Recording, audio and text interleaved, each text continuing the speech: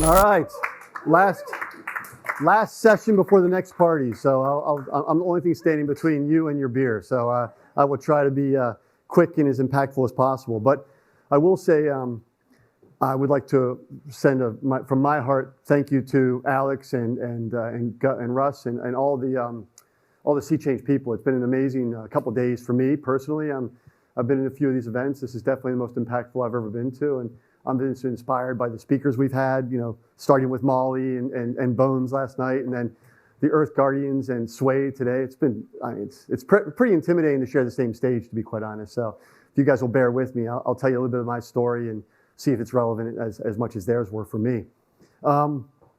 So I'm here to talk about story, and everyone's talked about story. You've had master storytellers up here that are much better than me. I'm going to give you a little different text. I'm going to give you story in the context of how it creates change within corporate multinational big companies. So a little bit about me. My name is Eric Liedtke. Should have said that earlier probably. I was a 26-year veteran with Adidas. I did everything from the mailroom to the boardroom. And I spent 13 years in Portland, Oregon, and 13 years in Herzogenaurach, Germany. So I just came back at the end of 19. It was a fantastic opportunity to be part of a major brand and learn from a major brand. But the part I want to focus on for you guys is really the last 6 years, which is when I made the board floor, if you will. My last job at Adidas was president, basically Adidas brand president, or executive board member, global brands is the German in pronunciation. Come on in, more people the better. It makes me feel more comfortable and loved. So anyway, my last job was on the board floor, kind of steering all of brands at Adidas, which at that point was Adidas, Reebok, and a little app we bought called Runtastic.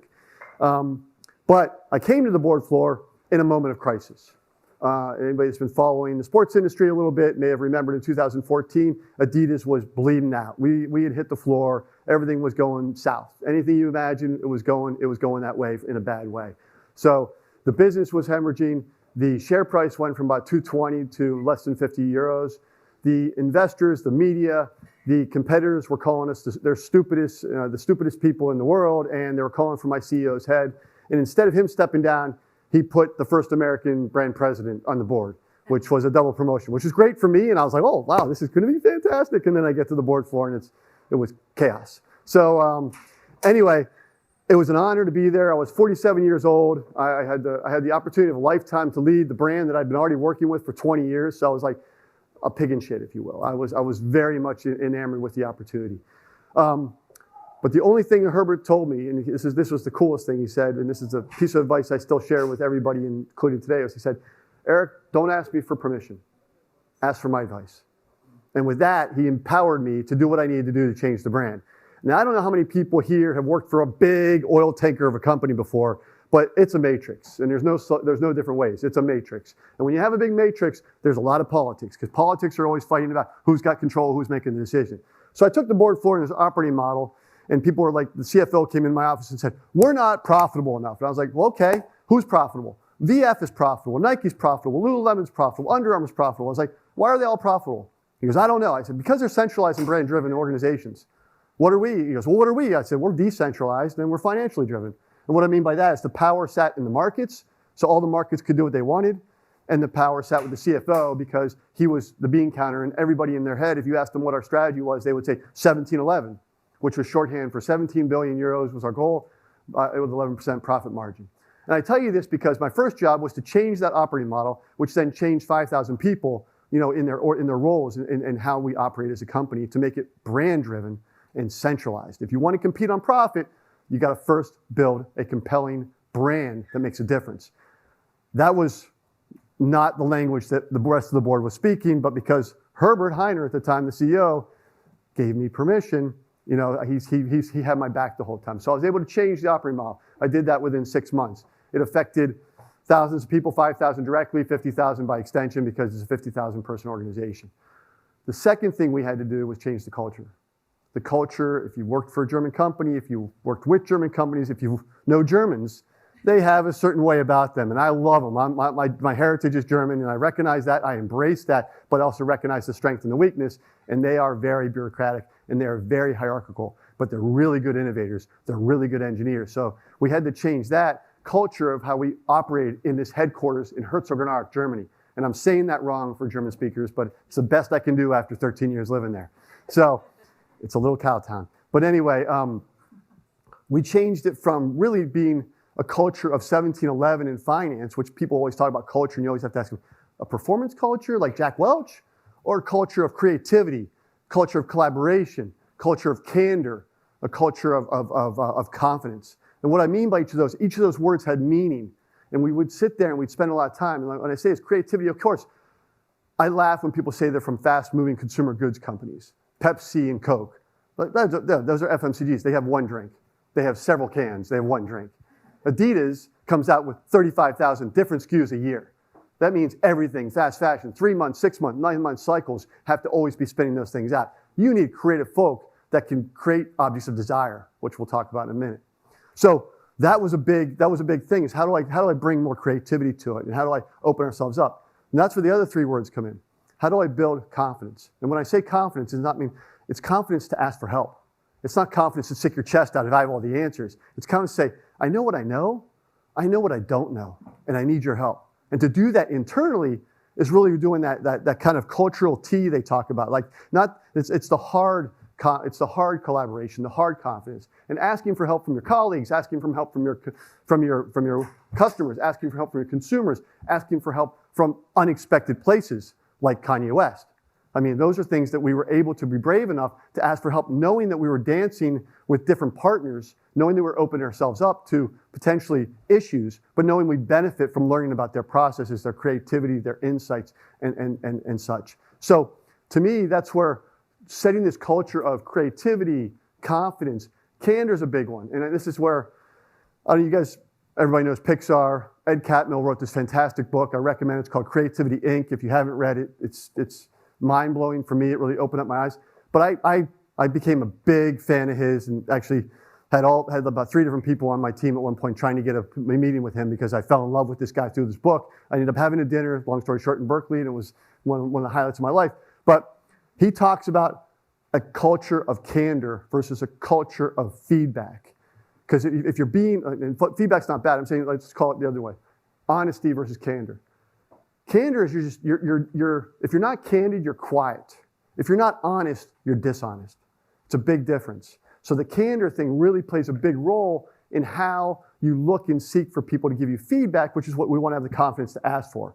Because feedback at the end of the day was a gift. Feedback, when you give feedback, it's not only a gift to you, it's a gift to the company because you're receiving it. When you receive feedback, I get that wrong. When you give feedback, you're giving a gift to the company. When you receive it, you're giving a gift to the company. So anyway, you get my point.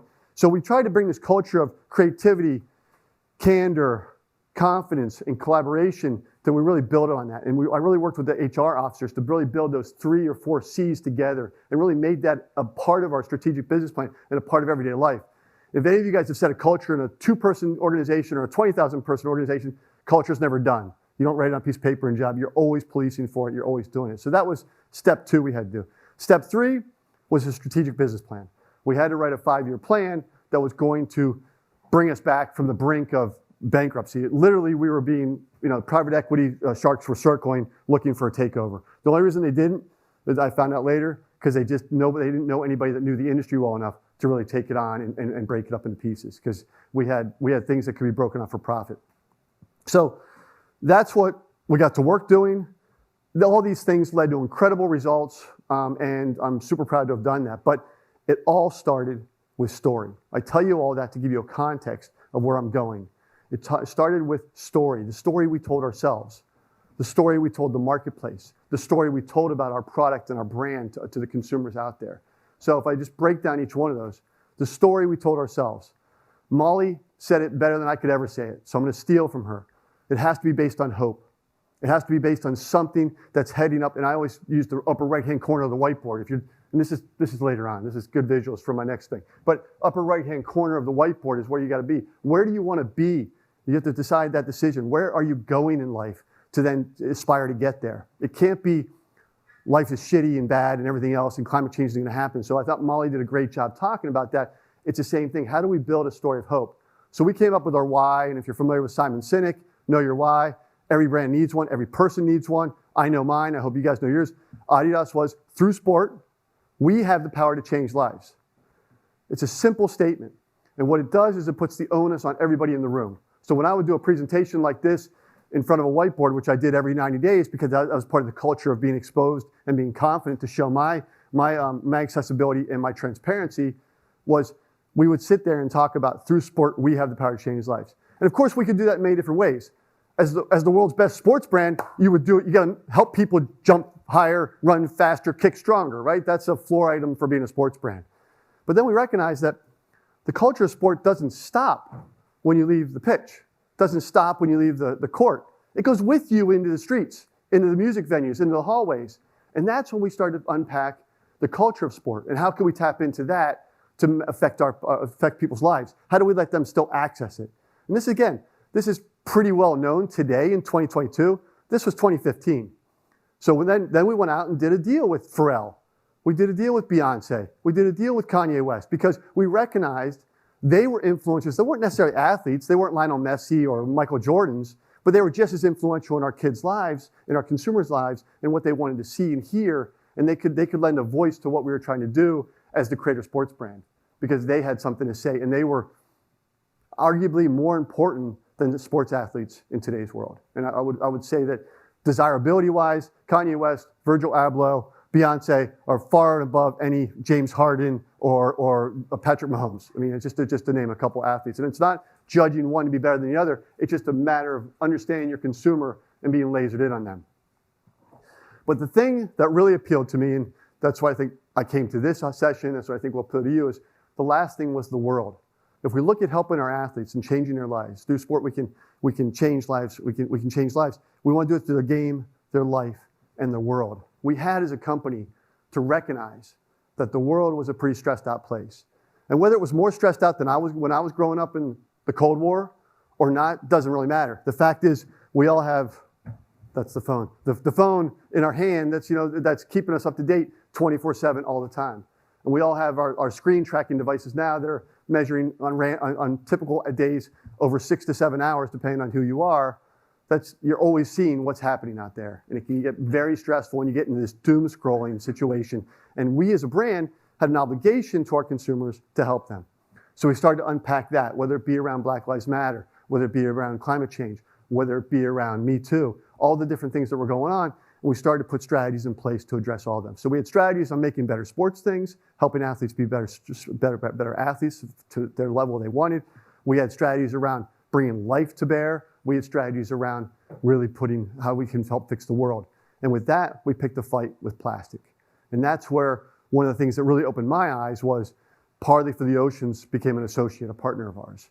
And Cyril Gooch walked in my office one day, and if you know Cyril, he's an interesting character. He's a genius, but he's a character, right? I mean, most geniuses are. So he walked in and said, "Would you like to save the oceans?" I was like, "Yes. Where do I sign the petition?" That's easy. And he's like, No. I've got this idea. We can harvest ocean plastic and make beautiful things out of them. Wouldn't you be interested in that, Eric? I was like, "Yes, I would. I don't know what Adidas has to do with that, but me personally, yes, I love to do sports in water, so I'm in." He's like, "You're the guy that's going to make it happen for both of us because you're the guy that's wearing the big title at Adidas. Let's do it together." And I was like, "All right, great." That was within 5 months, we were standing together at the United Nations General Assembly presenting the first ocean plastic shoe that was ever made. And I was one of the proudest moments of my life. It was amazing. So, thank you. But it opened my eyes to the potential of what you can do as an incumbent. So that story alone, it's great to do that, right? And I appreciate the applause, and I'm proud to have represented the cause. But then I went back to the boardroom and I said, this post went further than anything we've ever done with Lionel Messi, anything we've ever done with Patrick Mahomes, anything we've ever done with Beyonce or Kanye West. It's like, this post is what our consumers care about. So before then, the board thought it was philanthropy. That's all they thought it was. It was nice to do. They do it as a rounding error. It's like, it's kind of green wishing, if you will. I don't like to use greenwashing because that assumes negative intent. It was green wishing. It's like, yes, we're doing some nice things. Do that, Eric. That's nice. Go to New York. Very nice. But come back and really focus on the business. I'm like, no, this is the business. So I got the CFO on my side with that initiative. And again, it was an initiative by the team. It wasn't by me. I gave permission, and they didn't ask for advice. something like that. So anyway, the point is, they presented the shoe to me. I did not know they were working on it. The true story is, they presented the shoe to me in the hotel lobby before I went to the UN that day. They made a shoe, as I said, we gave this as an MVP for you to present tonight. And I was like, holy shit, that's crazy. So that's the true story. It had nothing to do with me. It just, I just gave them the allowance to go out and do that. But then we came back, and that's where we picked a fight with plastic. We said plastic, we eliminated everything. We eliminated from all of our bags. Sway wasn't around, so I couldn't do the poly bag thing yet, but we did everything else. So the retail bags went away. It came out of our beauty products. It came out of the offices. Plastic bottles were eliminated around globally. So we did everything we could, and they continue to do it. And we made a moonshot to get off of all virgin polyester by 2024, which they're still honoring today. So good on them. Very happy they've done that. But that just tells you the power of story we told ourselves and how it had affected our lives between game life and world. The next thing we told our story to was basically the street. It was our investors around our strategic business plan. Everybody was counting us out. I said it earlier. Everybody said, you suck, go sit in your corner. And we said, okay, if we suck, we have this great brand, let's disrupt everything. So we came up with a 5-year strategic business plan called Creating the New, because we had nothing to lose, right? So we disrupted everything. So we saw ourselves as the disruptor brand with this great Adidas legacy behind us. And with that, we just started to basically kick ass and take names and do whatever we could. So we came up with a 3-part strategy that was encapsulated in 1 page. Of course, it's a 500-page deck that nobody wants to read, but is it digestible for the entire organization? I worked really hard to make it down to 1 page. And it was, again, it was winning brands lead the leverage on the financial bottom line, which is really critical. We focused on 3 tactics. It was open source, how we make product. We are confident enough to open source. And yes, we knew we were co-opting that term from software, but we liked it because we spent time with Google and we spent time with Facebook. At the time, they were not bad companies, but they were companies that were doing things differently than us. So we learned from them. We went to their campuses with 20, 30, 40, 50 executives to really get cultural embedded in that. And we came back and said, we're gonna take open source, we're gonna take it to the next level. We opened a creator farm in Brooklyn, New York, so we could learn from the people in New York. We opened a lab in LA. We opened maker labs, so everybody in every one of our offices, so everybody could come create with us, regardless of your position. You didn't have to be a designer. You didn't have to be an engineer. You could come as anybody, admin, IT, it didn't matter, and come play and make product or make whatever concept you wanted to in a maker lab that we set up for the employees. And that kind of kicked us into overdrive from how we started to look at creating the new and how everybody could get into the ownership of it. So open source was how we make product. Speed, how we deliver product. Believe it or not, the entire fashion industry is based on a 6-month futures program that was built on Phil Knight's thesis. That's like 1975. Phil Knight wrote his thesis when he was in Stanford MBA. I don't know if you can fact check me on that, but Shoe Dog was written, it'll tell you everything. So the entire industry still works off of Phil Knight's thesis. That's how they buy things, that's how we order things, that's how we deliver things. We're like, screw that. We threw out the window and said, we can go faster, and we use modern day. So that was how we deliver product. And then cities was our third point of the SBP. That's where we deliver it. Because if you're a creator, who we're talking to from consumers, you either look to the cities or you live in the cities. And that's what being a creator sports brand was. So it was basically 3 points: open source,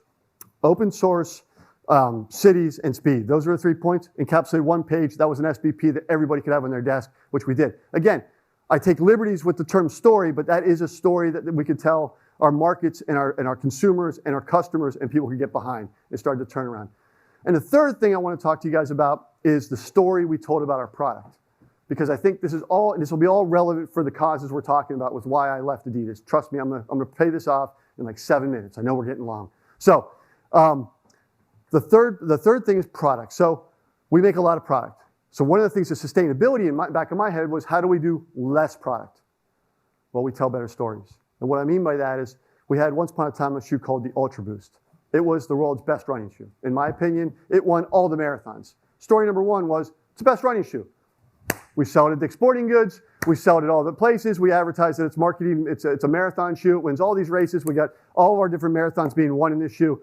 Job done. Great story. So you've got to, because at the end of the day, in product, no one needs a new shoe. No one needs a new shirt. No one needs a new hat. So in fashion, you've got to go against that. So I always like to talk about this equation of, we need to build objects of desire. And what is an object of desire? Well, to me, it's product times story times distribution. It's that simple. But if one goes to zero, it's a formula. If one goes to zero, it's all thrown off. So if you distribute the most beautiful product in the wrong way, you oversell it, you undersell it, you whatever, it blows up the whole it blows up the whole equation. So to me, it's like that story was, you got the product, great Ultra Boost, you got the story, best running shoe ever, and you distributed it all your vertical running accounts and stuff, right? Job done. How do we extend that? Next one, let's do a collaboration with Ronnie Fieg at Kith. Okay, so now you've got product times Ronnie Fieg. If you guys don't know him, he's the leading streetwear guy in New York City. Times distribution only at scarce streetwear accounts, so it's got this very limited edition feel. Job done, it blew out. Same shoe, maybe it's a mid-cut, slight adaptation, but same shoe, it went down. Third one, I already talked about. Let's make something that's sustainable. So we got this Ultra Boost, let's make it out of ocean plastic with Parley, and let's sell it at our own retail. Again, went fantastic. So we made this object of desire for 3 different cohorts, if you will, in a very compelling way with 3 different stories and 3 different distributions or experiences. And that works like magic. Now, I say all that to tell you that it worked. The turnaround worked. The business was on fire because of those 3 things, I believe: the operating model, the culture, the storytelling around product, and the complete stories tying it together. That recipe works. It worked for the turnaround of one of the biggest brands in the history of the world. It's a 26 billion gigantic brand right now. It's not comparable to Apple or something like that, but you get it. It's very big in its own right. It can work for everything we want. Right? So the turnaround was, we put 8 billion euros on the books in 6 years on top line. We tripled our bottom line. The share price went from 50 to 319 at the end of 2019. So everything was thumbs up. Everything was going gold. And that was the end of 19. And then I quit. It's like, it was like, you know, hey, it's like,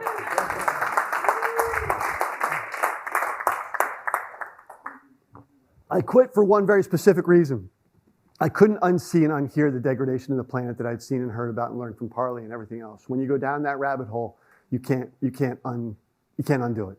So I knew we needed to do and take some of these things and disrupt this industry in a major way. And I knew that I took the brand as far as I could, you know, at that point. They were always going to be incremental changes. And I feel the urgency of the earth, the urgency of the change that needs to go much more radical. So we need a Tesla-like moment in this industry. Fashion is a 3 trillion gigantic petroleum-sucking industry that needs systemic change. And I fully subscribe to what Molly says. We can round the edges all we want, but if we really want to make a difference, we got to change it. And I was very inspired by Tesla, what they've done for electric vehicles. Very inspired by, you know, Oatly, what they've done for plant-based milks. Very inspired by, you know, Beyond Meats and some of those things and what they've done. So how do we do that for fashion? Well, I walked away and I started a company called Unless Collective. And it's the first 100% plant-based fashion brand in the history of mankind. And I'm super excited about where we're going. It's early days. We've been around for about a year now, but this is who we are. This is the you. This is why we put this visual up here. Just shows you how we can have fun with our logo, but that is our logo. This is one of our shirts. This is one of our collaborations we've done with Mother Earth on the back, but we're having fun with it. And again, going back to the story, it's one thing to say you're 100% plant-based. So what does that look like? It means we start with the end first. It means we ask ourselves, what happens in fashion typically? Well, what happens typically is everyone's wearing a piece of clothing right now, as the Suede people said, thank you very much for getting dressed today. But 70% of your apparel is, I'm sorry, I forget your name, Julia? Julia. So 70% of your apparel is polyester in most areas. You can save 60%. We could debate that. I'm going to always round up because I think we're too conservative sometimes in telling ourselves the truth. So 70% of what you're wearing is petroleum-based. You're wrapping yourself in the same thing we're trying to stop. So what if we find a better feedstock that allows us to have something that goes away harmlessly at the end of life? So we started at the end instead of only how much more we can sell. So we want to take fashion on where they are, but we start at the very end of life and say, what happens to this when I'm done using it? And if you start with that question, like every company should, then you have a much better solution down the road. And I think that produces a very nice story. And this is one of our t-shirts that's been composted for 3 weeks. And you can see it's returning nicely to Mother Earth. So this will become plant and worm food at end of life. And that's what I think is so rich about this opportunity.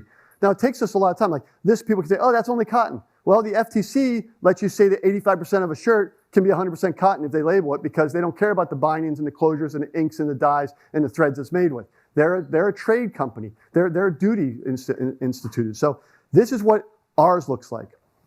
Could you come up here and hold this for me? Do you mind? What your name is? Teresa. Teresa, thank you very much, Teresa. I promise there'll be no magician. This is what the other guys look like in the same time. So now, if I asked Teresa to rip that, she'd rip it in half. I think you guys can see that. This is what 70% polyester looks like. And you can see, I'll pass this around, you can see the cotton coming off. So you can actually take that cotton, that 30% cotton. But the black, that's what oil makes. It's a forever material. And this has been in a loamy, this has been in an industrial composter. This is what you get at end of life on most of the stuff we wear when you have a cotton poly blend. Please give this back to me, it's my one prop. And then this, sorry, thanks Teresa, you okay? Thanks. And then this is what happens, like basically, when you take it all the way through, you get this, you get this from our shirts. And that's a fully composted cotton shirt. And what happens then is you mix that and you make nutrient-rich soil, just like Kiss the Ground. One of the reasons I came here, I was so excited about Kiss the Ground, because that we're doing with Agromin to try to make dirt. And that, I hope you guys would agree, is a really simple story to tell. And when people see that, because what we do when we have events, we put it in gallery boxes and we actually bring in earthworms and people are just, and I'm in Portland, which is the shoe capital, apparel capital of the world, right? They're geeks about it. People like all the industry insiders that I know, like, how, what, where? It's like, guys, it's simple. It's cotton. It's just paying attention to what happens when you're done making it instead of always focused on the bottom line in the beginning. So to me, it's fantastic. Thank you very much, Teresa. I appreciate it. Give it up for Teresa. So I guess in closing, I would just say, I get excited about what Sea Change has done for me, these sessions. I get excited about learning from what you guys can do, and I'm very hopeful to what Molly's point is, because we can tell better stories. I did it at a DAX 30 company in Germany. I mean, come on, let's be honest. It's not the easiest thing, not the easiest boat to change. And it wasn't me, it was because people were leaning in. Employees were demanding it. Consumers were looking for it. The world was ready for it, right? We're at the same place right now. I've never seen a greater white space opportunity from how this intersection of x-axis being fashion and y-axis being sustainability. Nobody's playing up there from a zero waste standpoint. This is easy to do for all of us. So I'm super excited about where this can go from my standpoint, but then I can see it's going to happen for all textiles. It's going to happen for couches and carpets and everything else, because it's very applicable to a lot of different areas. And if we can do it here, what other industries? Beauty industry, toy industry, all these industries are ready for massive disruption. Just needs people like us to come together and tackle them one by one by one like dominoes. It's already started. So when Molly says I'm hopeful, but I'm not hopeful in greening my life, which I have, but I'm hopeful in systemic change, which is needed. All we need to do is get the consumers to vote with us. And that's where startup life comes the headaches, because it's like, unless the consumers vote and they vote fast, I run out of cash and the VCs are like, it didn't work out. We'll go over here and put some money in NFTs. So anyway, thank you very much, guys. It's been a pleasure and an honor. Appreciate you.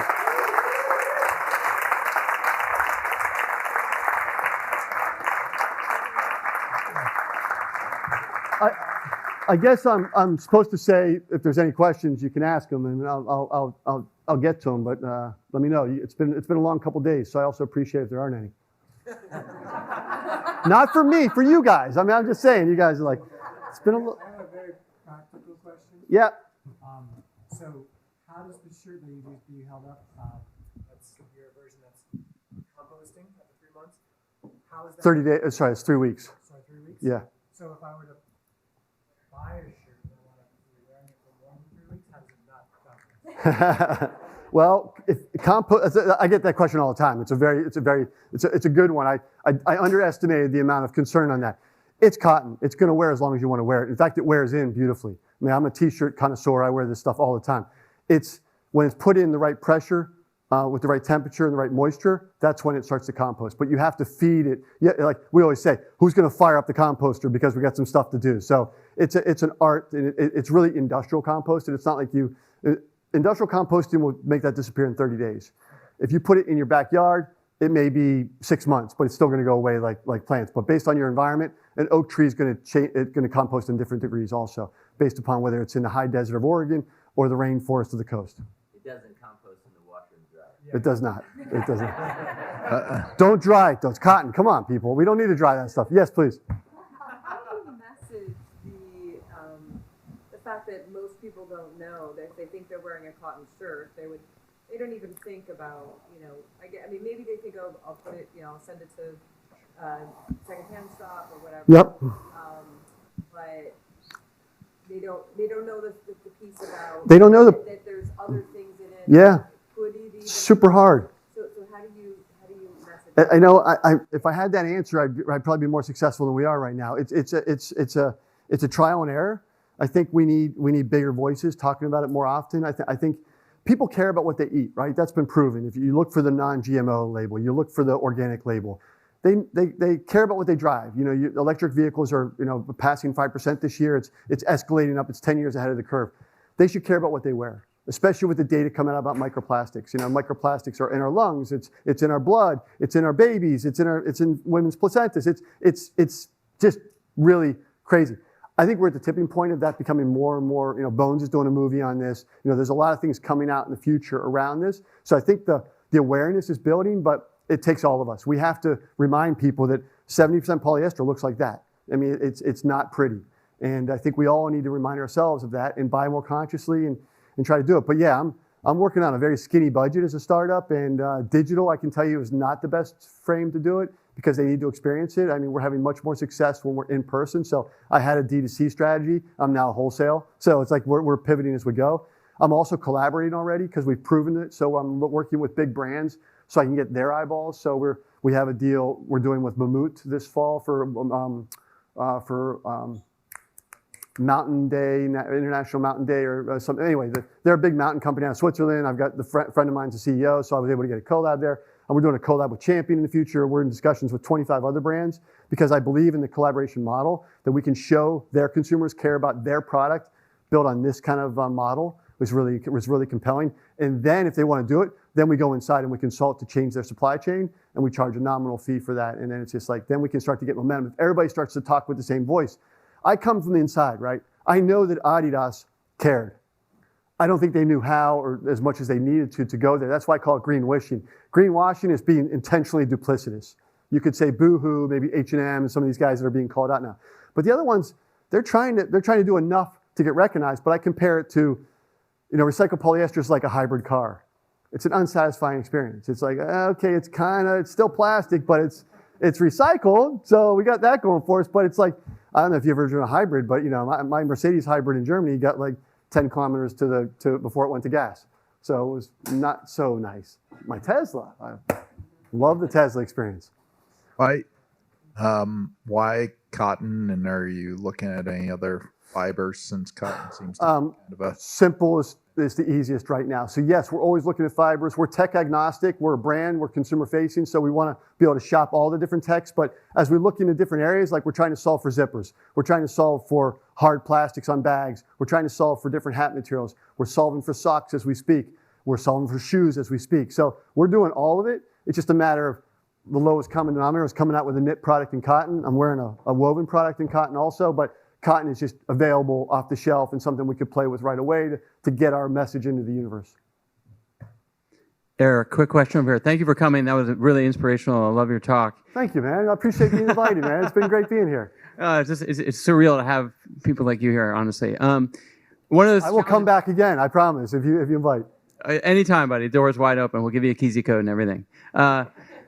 One of the challenges I've definitely heard is things like, the base material of the t-shirt is organic cotton, and a lot of that is naturally compostable. But what kind of challenges are you running into in terms of threads and the other sort of smaller details that go into some of the garments? Yeah, I mean, I think thanks, man. I talked about that. I mean, if you guys are interested in more, me geeking out on plastics, I did a Guy Raz, How I Built This Lab podcast with him recently. Guy's a friend, so I leverage every network I can have, every contact I can have. So he had no right putting me on there, but he did. Like this little clip tag here, right? So we sourced this that took us 3 months to find, and then it ended up we try to stay out of China, not because we don't like China. I've done a lot of business in China, but because China's a little opaque in their transparency, as we can all relate to. So, we went through 15 layers. We find out later when we put it into chemical testing, it still has a resin. What's the resin? It's 20% of this is a resin. Where's that 20%? What do you mean it's a resin? You guys didn't click. All of a sudden we find out it's petroleum based. So we're like, Now it still goes away in our chemical soil chemistry, but little things like that. It's the little things that hang you up. It is the threads here. It's the buttons. These are made out of Corozo nut shells. So it's the little things you have to source that people don't take for granted. It's the thread on the embroidery. I mean, find somebody in embroidery that wants to work with a cellulose thread versus a poly thread. It's really hard. And then ask them to do it. I'm like, hey, we're a startup. We're going to do 15, okay? They're like, all right, dude. Thank you very much. There's the door. But hopefully that. Printing and dyeing. Printing is a black hole. Anybody that says they've got printing figured out, bullshit. I'm sorry. It's like there's natural dyes and then there's water-based printing and stuff. It's still, you have to dig a little deeper. When I was talking to some people, it's like black-based printing. When you put it on a black shirt, the white is a plastisol almost 95% of the time. That's a layer of plastic. So we are really, now the FTC doesn't care about that stuff. We care about that because we're trying to go, everybody knows the holy grail is plant-based solutions, but no one's can do it except startups because the incumbents are, and again, it's not because they don't care, it's because they're complicit in the make, take, and throw away. If they don't have more sales, they have shareholder issues. And my Adidas is now going through a CEO transition. It's like there's Gap's going through a CEO transition. VF is, there's all sorts of things because of that fiduciary responsibility that, again, we just have to change them from the inside and show them a better way. Sorry, I get on soapbox. As you discover those findings and uncover methods and suppliers and so on that can provide those non-petroleum based buttons and so on, does that go open source as well? Absolutely. So to me, it's like I have zero interest in creating generational wealth. My interest is creating generational change. So we are trying to be a lighthouse brand for others to follow. I mean, this is not about, because the Adidas turnaround, I was well compensated, right? So I could be at the Oregon coast surfing or learning to surf the rest of my days with people like you. But I don't want to. It's like, I got kids. They're going to have kids. I mean, we had to play this 50, 100 years out. And that's where Inan Chenard is such an inspiration. He's always said, we're a 100-year company. We make decisions on 100 years. By the way, I tried to get injected into that CEO search, and he was like, okay, I'm going to do my own thing. But, when Rose stepped down. So the point is, I think everything we do is going to be open source, but we're not coming up with bespoke things. Everything we made this year is off the shelf. We're just putting it together into a supply chain. We call that the regenerative creation model, because ultimately we want stuff to go back in the ground and regenerate soil and be combined. So we're working with a composter in Oxnard, California, named Agroman. They're the biggest composter in California, industrial composter. They know that landfills are filling up to a degree where there's some mandates in policy, and I'm not a policy guy, but in California, where it's saying we have to eliminate landfill material by 40% in the coming years. Well, he's getting ahead of that, saying, I think there's 50% organics going in landfills. We can take that out and compost that and put it and make nutrient-rich soil, which is what he's doing. We're piloting that with him for textiles and apparel and footwear. So as we build that, we'll create soil recipes that can be built from material recipes. We'll share those material recipes with anybody that wants to play, and we'll put it in the ground, and we'll give them the bill at Agroman and say, okay, let's put this in the ground in the right way and give it to Bowles Farms or give it to Kiss the Ground and stuff like that. So we're providing feedstock, if you will, to creating that soil that we all desperately need. What could consumers do, like the everyday person, like everyone sitting here? What can we do to kind of help your hair? Buy in less collective, prove the point so I can raise more money and go faster into it. Otherwise, I'm out of business in March. I mean, that's a short answer, but it's an honest startup answer, right? So it's like my cash flow is just like I got 10 people, I got payroll, and the model's coming, we're building it, but it's like that's where we go. I think, sorry, that was a snarky reply. I think buying consciously, and when somebody says, "Oh, we're sustainable," I think that's almost a greenwashing term today, because it's like, what does that mean? I mean, oh, this shoe is made with some all of our shoes by 2030 will be made with some sustainability. That could be a shoelace. It's like, I think we need to interrogate more about what we're buying, just like you would your food, or just like you would with a car.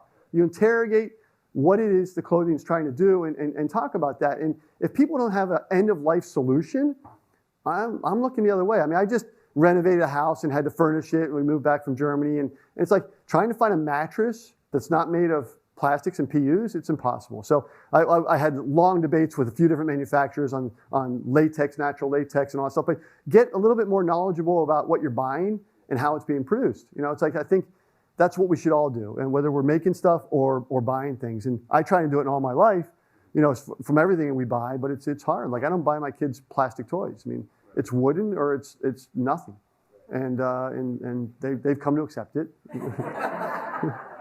Kind of. Please. You talked about. Oh, sorry. Thank you. Hello. You talked about product, story, and distribution. Do you typically solve those three things sequentially? And second part of that question, is what's your biggest challenge out of those three with Unless Collective? So I think product and story are kind of solved at the same time. If you're not building a story when you're building a product, I think it's just like when I'm listening to Josh Bones yesterday, it's like he built a product and a story at the same time. So I can totally relate to, different mediums when we're talking about this. He knew the consumer, he knew, the story he was trying to get to about her out there, and he knew that she was the story and the product that he was going to bring to life, right? So that was really cool. And I think making product is the same thing. It's like, this is a very intentional work shirt design, based upon a streetwear cut, and then we do some collaborations because we want to give this zero waste platform over to the communities to express their cultural insights. So we work with BIPOC community to represent what they have in mind. And this is one of our designers from Portland that, had an inspiration from Mother Earth. So to me, I think you've got to work with both of those in mind. Distribution can be a little bit more flexible. And some people I always debate with old friends of mine, like, is it distribution or is it experience? Which I think is a really good question to ask, especially in the world of digital. It's like, he's a digital guy. And he's always like, well, we talk about, since you left, Eric, we threw away distribution. We do product times story times experience. And I was like, all right, you can do that, I guess. But, it's like, it works. I mean, for him, it works because how do we experience the product and the story together, and how does that come through? And that's why I try to illustrate that Ultra Boost example. You can take one silhouette. You don't have to change it. You don't have to make more stuff, which has a chance of being more waste. And you do it very intentionally with story, and then distribution follows. So it is kind of sequential. Quick question, curiosity. Is the name inspired by the great Dr. Seuss? Hell yes. Hell yes. No, I'll tell you a quick story on that. So I left Audi in 2019. I got stuck in, I won't bore you with the details, but I was a COVID refugee, if for lack of a better word. My family I quit in 19, so before COVID, we're traveling the world. This would be fantastic. And then we screeched to the halt when we get to the Oregon coast after, visiting family and friends in New York and the Caribbean and Wisconsin, took a train ride across the Great North Plains and ended up in Portland, and all of a sudden COVID blew up. So everybody's like, wash your hands and put a mask on, like it was all. So luckily had a home. We're very privileged, had a house that we had renovated on the Oregon coast. So we moved in there. And I started this idea that I had, and it's been refined since. And it was like, okay, I was living in this place called Oswald West State Park. And I was like, we'll call it Oswald. So it's Oswald, working name. And then reading to my 7-year-old at the time, like the Lorax book. And, at the end of the book, in case you guys aren't familiar, now, the Onslers ruined the day that he, destroyed the forest. And he's like, now the words of the Lorax seem perfectly clear. Unless someone like you, he's talking to a little boy, comes along and cares a whole awful lot, nothing will get it better. It simply will not. So take this seed. It's the last of the seeds of the trufflewood trees, because trufflewood trees is what everyone needs. Sorry, I've read it a few times. But my point is, that's what, and I was like, it was like a lightning bolt out of heaven. It was like, that's it. I was texting my friend who's a lawyer saying, can you do a trademark search? And it's now trademarked in the States and Europe. Now, it is Unless Collective, the trademark officially, because collective is what we wanted anyway, because we want to bring everybody along, Russ, to your point. It's like we want to bring engineers, artists, designers, collaborators, other companies all with us on this journey, because our intention is to systemically change the industry. So, but it does come from that. Long answer to a very simple question. Yeah, thank you for what you're offering to humanity and to generations forward. And my question is, and it's similar, somebody asked something similar, but have you looked into utilizing hemp? Yes. Because hemp also sequesters so much carbon at the same time as being compostable. And what are your thoughts around utilizing? I'm open. Like I have material people on staff, and we have consultants that have worked at Patagonia, Tesla, Adidas in the time. So I leave the science to them, and I pretend like I know more than I do. But yes, we're looking into all solutions. Bamboo is great. It's got its limitations. Hemp is great. It's got its limitations and its benefits. But to get the good, soft, buttery feel we need right now from our garments, hemp is a little bit more stiff, is from what I understand. So we're looking at all those solutions and mixtures for formulas in footwear, because we have to replace not only animal parts like leather, we have to replace polyurethanes and plastic parts when it comes into outsoles, midsoles, and uppers. So the whole thing is going to be when we come out with the shoe, and you guys should all look for it near you in the coming months. But November, we hope to have our first, few hundred pairs, and then we'll follow that up in the spring with a proper launch of footwear. But it's super exciting. And the other thing I wanted to mention to you guys, almost everything we're doing is onshore. And I think that's really important too when you talk about carbon footprint, but you also talk about, regenerating America, and you talk about bringing things home. And we're working with farmers in the Carolinas. We're working with farmers in California. We're working with suppliers up and down the coast, the East and West Coast. So to me, there's also something special about that. Now, the woven product, I can't source in America yet. I'm too small to get the quality that we need. So we do go to Portugal, but that's the only exception there. So, but I'm looking at everything, and I've just fell in love with seaweed, thanks to a few people in the audience.